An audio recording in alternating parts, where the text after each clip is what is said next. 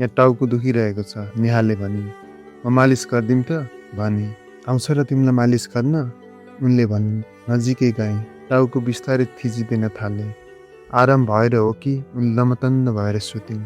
एकछिनमा उठी ढाडतिर पनि थित्यौ न भनिन्। म पनि मक्ख पर्दै ढाड थिच्न थालेँ। टी सर्टबाट भित्री वस्त्रको आकार थाहा पाउन सकिन्थ्यो। ममा थप रक्त सञ्चार बढ्दै गएको थियो। उनी आनन्द मान्दै सुतिरहेकी थिइन्। म उनलाई हेर्दै मालिस गर्दै थिएँ।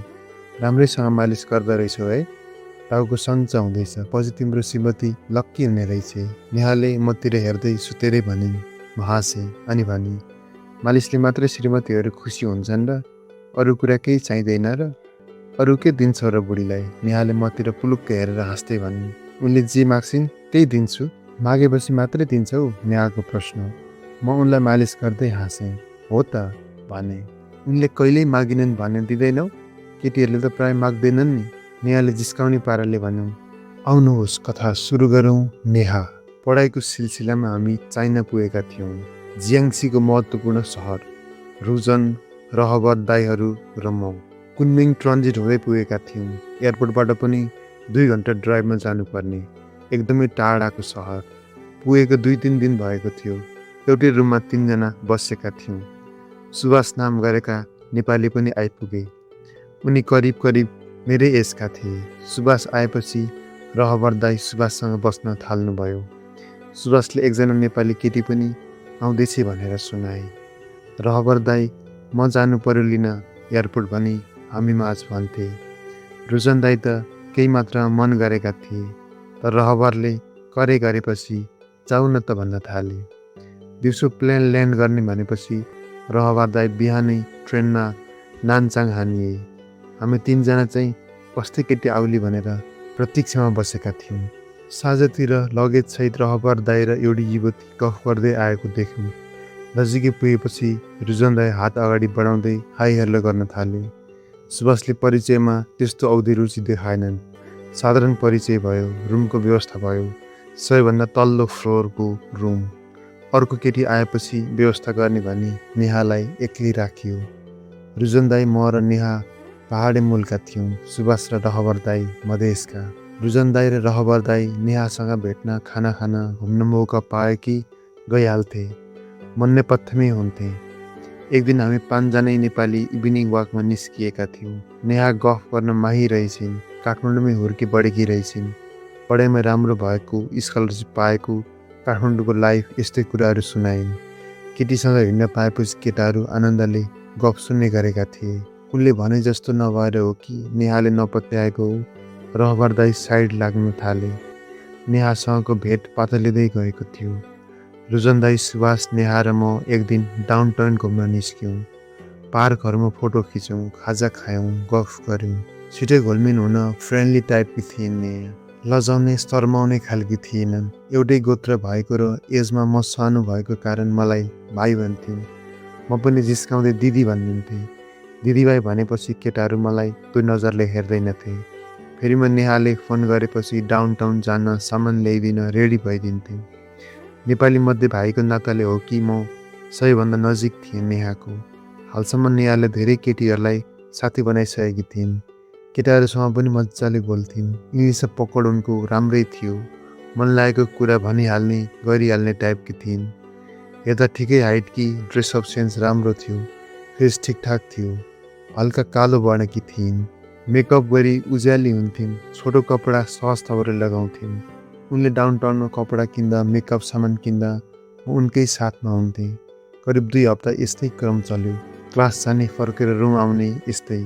डोममा जोर्डन, अमेरिका, केन्या, पाकिस्तान, इन्डियाका पनि स्टुडेन्टहरू थिए। हाई हेलो हुन्थ्यो, तर सबै आफ्नो देशका स्टुडेन्टको सर्कलमा हुन्थे। जुनसुकै सर्कलमा फिट हुने नेहा केही समयदेखि एक जोर्डनी केटासँग घुमेको, डाउनटाउन गएको देखिन्थ्यो। सोकारी रहबर र रुजन दाईलाई असहज हुन्थ्यो। कस्ती केटी, केटा डुलाएर हिँड्छे, लाज छैन, यस्तै भन्ने गर्थे। हामी यहाँ नेपाली हुँदाहुँदै अरूसँगै हिँड्छे भन्थे। म उनीहरूको कुरा सुनेर हाँस्थेँ। खासै केही भन्दिनथेँ। सुभाष त उसले जे गरोस् हामीलाई के मतलब भन्थे। उनको रुममा म सहज थवरले जान्थेँ। केही बेर बसेर निस्कने गरेको थिएँ। मेरो ध्यान प्राय उसले लगाएको छोटो सर्ट्समा पर्थ्यो। हुन त सो कुरा लगाउनु नर्मल नै हो, तर केटाको मन म हेरिरहन्थेँ। कहिलेकाहीँ त उनले मेरो हेराइ विचार गरेको जस्तो लाग्थ्यो। के हेरेको त्यस्तो? यो मेरो ड्रेस कस्तो छ? हिजो किनेको डाउनटाउनमा भन्दै नयाँ उठेर टी सर्टहरू देखाउन थालिन्। खतरा छ नि भन्दै हाँसेँ म। रियल भन न नजिस्काई, उनले भनिन्। दामी देखिएको छ, केटाहरू मक्ख पर्ने गरी, मैले हाँस्दै भने। तिमी पनि मक्ख पर्यौ र? राम्रो कुरा देखेपछि मक्ख पर्नु परेन त, मैले भने। आम्बो, तिमी पनि? म त सोझो छौ भनेको, नेहाले हाँस्दै भनिन्। गफ चलिरहन्थ्यो। बेला बेला के खानेकुरा खुवाउँथिन्, म खान्थेँ। सहज तवरले खान्थेँ। फेरि मलाई सहज नै थियो। उनले मलाई भाइ भन्थिन्। भाइ नै भनिसकेपछि रहबर रुजन दाईले केही भन्ने कुरै भएन। बेला बेला दाईहरूले सोध्ने गर्थे, त्यो जोडनीसँग खुब घुम्छे त, साला मोज गरे हो त्यसले। खर्च गरी गरी एयरपोर्टबाट ल्याउने म, अहिले मोज गर्ने तँ, रहबर दाई यस्तै भन्थे। रहबर दाईले सो अवसर नपाएकोमा रुजन दाई गमक्क हुन्थे। सधैँ चाहिँ म टेबल टेनिस खेल्न गएको थिएँ। नेहाको फोन आयो। फर्किँदा मार्टबाट सामान ल्याइदिन भनिन्। खेल सकिएपछि उसले भनेको जुस र नुडल्स लिएर उसको रुमतिर गएँ। टाउको दुखिरहेको छ भनी सुतिरहेकी रहेछिन्। रुमभित्र गएँ। 1 हप्ता जति भएको रहेछ उसको रुममा नछिरेको। सजी सजाउ सामानले भरिएको थियो। पहिलेभन्दा बढी। छोटो टी सर्ट र सर्ट्स लगाएर सुतिरहेकी थिइन्। नजिकै गएर बसेँ। जुस खोलेर पिउन थालिन्। उनले पिएको हेरिरहेँ। मेरो ध्यान टी सर्टमाथि तन्किसकेपछिको नाङ्गो नाइटेमा पुग्यो। मिलेकै शरीर थियो, तर सर्ट्स पनि तिग्रासम्म भएको। भित्रभित्रै जुर्मुराएको थिएँ। टाउको दुखेर सुतेकी नेहामा म यौवनले मातेर सुतेकी युवती देखिरहेको थिएँ। तिमी त केटीलाई कहिले नदेखे जसरी हेर्छौ त, के हेरेको? नेहाले मतिर हेर्दै सोधिन्। राम्री मान्छेलाई हेरेको नि, मैले मुस्कुराउँदै भने। मलाई पो राम्री देख्न थाल्यौ? जियाप छ कि छैन तिम्रो? छैन नि। ला हो र, अहिलेसम्मै बनाएको छैन कि अहिले चाहिँ छैन? अहिले चाहिँ छैन। धन्न, म त अहिलेसम्मै जियाप नै नबनाई कुमार नै छौ कि भनेको नि, भन्दै नेहा गलल्ल हाँसिन्। म पनि उनको डाइरेक्ट सवाल जवाब सुनि हाँसिन्। त्यस्तो पनि होइन है, एक्सपिरियन्स त लिएको छु जिएफको। मैले नि पुरुषार्थमा प्रहार भयो भनेर सिधै भनिदिएँ। हो र, कति एजमा लियो र एक्सपिरियन्स? +2 पढ्दा, उनी हाँसिन्। यसरी हाँसिन् कि मान्नु उनले जोक सुनिन्। यो त चाइनिज पट्याउ कि? उनको प्रश्न। छैन, चाइनिज बोल्नै आउँदैन। जिएफ बनाएपछि बोल्न आइहाल्छ नि, उनले भनिन्। अनि तिम्रो सुनाउ न, मेरो त के सुन्छौ र? यहाँ टाउको दुखिरहेको छ, नेहाले भनिन्। म मालिस गरिदिउँ त, भने। आउँछ र तिमीलाई मालिस गर्न? उनले भनिन्। नजिकै गएँ। टाउको बिस्तारै थिचिदिन थाले। आराम भएर हो कि उनी लमतन्न भएर सुतिन्। एकछिनमा उठी ढाडतिर पनि थित्यौ न भनिन्। म पनि मक्ख पर्दै ढाड थिच्न थालेँ। टी सर्टबाट भित्री वस्त्रको आकार थाहा पाउन सकिन्थ्यो। ममा थप रक्त सञ्चार बढ्दै गएको थियो। उनी आनन्द मान्दै सुतिरहेकी थिइन्। म उनलाई हेर्दै मालिस गर्दै थिएँ। राम्रैसँग मालिस गर्दा रहेछौ है, टाउको सञ्च हुँदैछ, पछि तिम्रो श्रीमती लक्की हुने रहेछ। नेहाले मतिर हेर्दै सुतेरै भनिन्। म हाँसेँ अनि भने, मालिसले मात्रै श्रीमतीहरू खुसी हुन्छन् र? अरू कुरा केही चाहिँदैन र? अरू के दिन्छौ र बुढीलाई? नेहाले मतिर पुलुक्क हेरेर हाँस्दै भनिन्। उनले जे माग्छिन् त्यही दिन्छु। मागेपछि मात्रै दिन्छौ? नेहाको प्रश्न। म उनलाई मालिस गर्दै हाँसेँ। हो त, भने। उनले कहिल्यै मागिनन् भने दिँदैनौ? केटीहरूले त प्राय माग्दैनन् नि, नेहाले जिस्काउने पाराले भन्यो। तिमी पछि हस्बेन्डसँग केही माग्दैनौ र? उल्टै प्रश्न सोधेँ मैले। आम्बो, सिधै मलाई सोधिदिएको, नेहाले भनिन्। ढाडमा चिमोड्दै मैले तिमीलाई चाहिँ सोध्नुहुन्न र? भने। उनी हाँसिन्। एकछिनसम्म हाँसिरहिन्। म उनी हाँसेको हेरिरहेँ। मेरो हात उनको ढाडमा थियो। बिस्तारै थिच्न थालेँ, ताकि उनी भित्र आनन्दित पार्न रक्त सञ्चारित होस्। टी सर्ट छोटो भएकाले ढाडको तल्लो भाग प्रष्ट देखिन्थ्यो। त्यहाँ पनि बिस्तारै हात पुर्याएँ। उनको प्रतिक्रिया जान्न खोजे। आनन्दित भावमा उस्तै तवरले सुतिरहेकी थिइन्।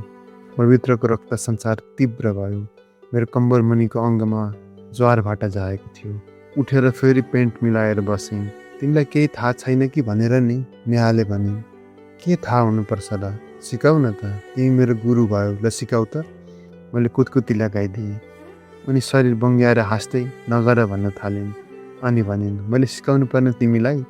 सिकाउ न, म रेडी छु, जे सिकाए नि तयार छु, मैले भने। अहिले कस्तो भइरहेछ नि तिमीलाई? उनको प्रश्न।